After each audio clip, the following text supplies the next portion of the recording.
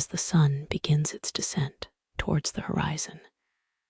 The steady hum of chatter from the team of paranormal investigators fills the van. The group, led by the charismatic and thoroughly skeptical Ethan Black, is heading for the infamous Hoia Baciu Forest, known for its bizarre events and unnerving disappearances.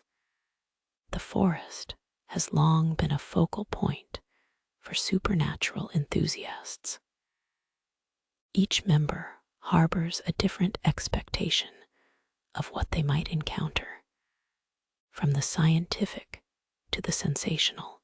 Once the group arrives and sets up camp near a clearing, the atmosphere shifts to one of solemn anticipation, accentuated by the chirps of nocturnal insects and a soft rustling in the underbrush. Violet, the team's tech expert, meticulously calibrates the cameras and sound equipment, her hands moving with practiced precision. Beside her, Lisa flips through a leather-bound journal filled with sketches and notes accumulated from the years spent investigating sites like this. As darkness deepens, an ethereal mist starts to creep between the ancient, crooked trees, veiling the landscape in an otherworldly shroud. The air is laced with a strange scent, like ozone mixed with pine. A sense of foreboding grows, undercutting the team's cautious optimism as they prepare for their first night entrenched in the mysteries of Hoia Baciu. The first morning in Hoia Baciu dawns with an unsettling tranquility. The noises of the forest seem muted, as if the natural world holds its breath. The team confers over breakfast, reviewing the recordings from the night. With no immediate evidence of the supernatural, Ethan remains doubtful. Yet the unusual quiet of the forest gnaws at his mind. Violet busies herself with analyzing the sound recordings from the earlier night. There is a curious irregularity, static spliced with what seems like distant, garbled voices. For a moment, she contemplates whether it's a fault with the equipment, but something nags at her perception. It feels too deliberate. The investigators venture deeper, exploring a new path that winds through an ominous section of the forest where the trees seem to lean closer together. Overhead, glimmers of sunlight flash like fish scales in a murky pond. There's a palpable tension, a sensation as if they're being watched by unseen eyes, hidden among the leaves. As the group ventures further, they come upon the first clearing. It feels like the center of a silent storm, the light above moving in a pattern that defies natural law. Despite its beauty, the glade exudes an unfamiliar sense of dread that curdles in their stomachs and raises the hair on their necks. They arrange their equipment strategically, placing observatory instruments and sensitive recording devices around the center. While Violet meticulously tweaks the apparatus, Lisa sketches the scene, driven by an unseen force, compelled by a severe need to capture the cruel, alluring geometry of the clearing. An unexplainable pressure fills the air, sourceless yet undeniable. It presses on their temples, as if the very air is thicker, heavier within these bounds. The already unnerving stillness of the forest is amplified here, making even Ethan's breathing seem sacrilegiously loud. The following evening is filled with anticipation, almost electric among the team members. Their second night brings an unfamiliar, ambient echo, manifesting not from the forest around them, but from somewhere incomprehensible in its distance, yet disconcerting in its proximity. The team's unease compounds with this otherworldly phenomenon. Utilizing hypersensitive microphones, Violet captures the anomalous sounds more fully. It's a garble of whispers, as though the clearing is broadcasting the thoughts of other entities, caught in unresolved murmurs. Ethan can't help but feel a growing agitation, irritated by his lack of explanation for these occurrences. The forest shifts as night deepens. The foliage appears animate. The boundaries between perception and reality beginning to blur. Lisa clings to reality through frantic sketching, though now her drawings depict shapes and figures that her conscious mind struggles to reconcile as real or imagined horrors. Halfway through the expedition, tension among the team is palpable. The oppressive quiet and strange occurrences are starting to affect their mental states. Ethan's usual confidence is visibly waning, replaced with a wavering resolve as he fights against the logical impossibilities piled in front of him. Violet becomes fixated on capturing the voices that fill the clearing during nighttime.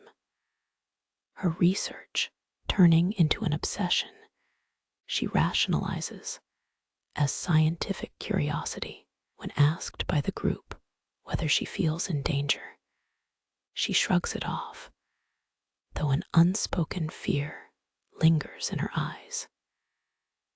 She spends hours poring over data, determined to unravel the language seemingly inherent in the static. Lisa, meanwhile, sketches with feverish intensity. Her drawings have evolved into something beyond artistic.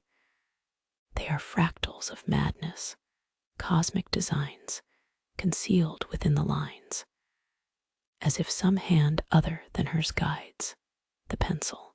The group's discussions are peppered with disagreements now, old camaraderie dissolving under unseen pressures. The following night, the pressure reaches a fevered pitch. The forest seems to hold its breath before unleashing a series of phenomena that defy logical explanation.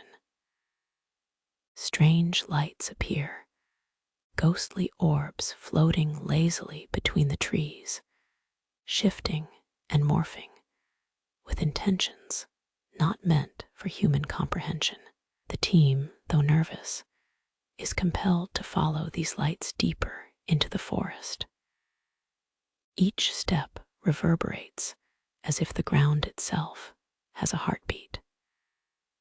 With every glow taken in pursuit, the forest seems more alien, more forbidding, and Ethan's well-held skepticism is all but evaporated. In the pursuit of understanding, they push further. Lisa collapses under the intense mental strain. Consumed by visions she can barely contain within her already frantic artistry. Violet and Ethan hear her screams echo painfully across the vast emptiness as the forest seems to tighten around them. When morning comes, an eerie quiet descends upon the camp. The group, now missing one of their own, finds themselves on the edge of silent despondency. Violet, prone to self-recrimination, withdraws into attempts to decrypt the language made of static, while Ethan, though shaken, wrestles with the dread unfurling in the pit of his stomach. Their explorations have led them to the heart of the forest, a place logically unreachable by daylight or map. Everything around them has an illusory shimmer. The sky, a perpetually off-kilter bowl of swirling stars, even in daylight. Visions once limited to night besiege them without end, tugging at the strands of their sanity. Each noise feels intentional, woven into the fabric of their existence in Hoia Baciu, lulling them into a state of perpetual uneasiness. With each passing hour, the psychological strain fractures the very core of their reason, leaving them vulnerable to the ancient whispers of the forest. As the expedition wears on, the team falls into strange, dissociative states. Violet's preoccupation transforms into a feverish compulsion. She begins charting the language of the static voices into patterns resembling a cryptic script, compelling yet meaningless by earthly measures. Meanwhile, Ethan starts hearing the forest call to him, phantoms of ideas planting themselves in his mind as though whispered by the trees. His skepticism dissolves into credulity, leaving him vulnerable to his deepest fears, manifesting as seemingly benign thoughts. There's a tension in the air that none can ignore. Their reality, already stretched by the incomprehensible phenomena, begins to fray, pushing the team towards a breaking point. The very forest seems to possess a sentience, an intention that seeks to undermine and absorb them. The forest grows more menacing with each passing hour, as the team gravitates towards the very clearing that was their initial focal point. They are driven not by choice, but by an almost gravitational call that resonates with the darkest recesses of their minds. The closer they get to the clearing, the more they lose their individualities, consumed by a shared psychosis. Violet's eyes grow distant, fixated on sounds others cannot hear. Ethan mumbles fragmented stories of places he has never visited, as if speaking the memories of another being. Unseen forces weave a tapestry of horror through whispered promises, and as the clearing looms before them once more, there's an unspoken understanding that what awaits them is both an end and a beginning, an existence beyond corporeal form. As they step into the clearing, reality fractures around them. The air vibrates as the harmonic resonance of dimensions converging echoes in their bones. There's no longer a sense of time, only a synesthetic experience involving all senses overwhelmed. Fragments of color, sound, and emotion blur into a collective consciousness. The eldritch light from above dances, twisting physics as if following another's whims. Violet, once skeptical and logical, feels a welcoming warmth in the light, a beckoning to discard her fears and embrace the unknown fabric of the universe. Ethan shouts over the rising hum, but his voice is swallowed, becoming part of the cacophony, resonating through existence. Suddenly, there is silence, a vacuum where the forest once vibrated. All becomes still. The world collapses calmly inward, leaving only absence in its wake. Days pass without reckoning as Ethan awakes alone in a now dreadfully silent forest. The clearing, devoid of life, rejects any hint of recent human existence. It's lush with growth, yet feels entirely devoid of sound, save for the chaotic symphony within his mind. Pieces of memories come to Ethan, not all his own. He recalls other times and other people, faces blurring into one another, their efforts and failures absorbed by the forest.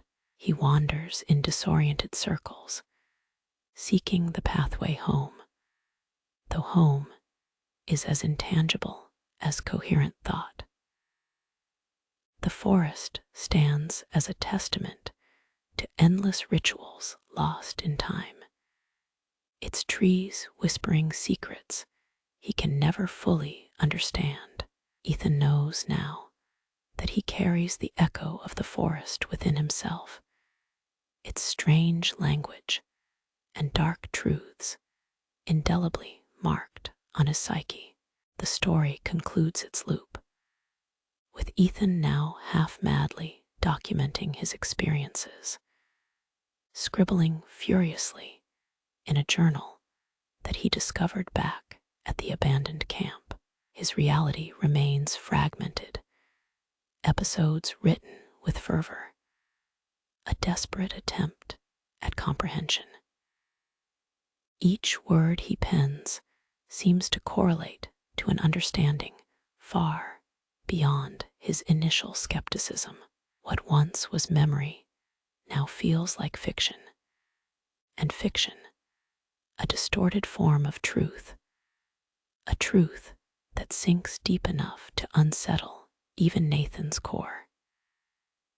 In his writings, Ethan pleads for anyone who may find his words not to repeat their folly, begging the inquisitive souls to steer clear from the clearing at all costs. Yet, even as words leave shadows of ink, there lingers an unspoken challenge for others to test this vengeful forest, as mysteries call only to those willing to listen.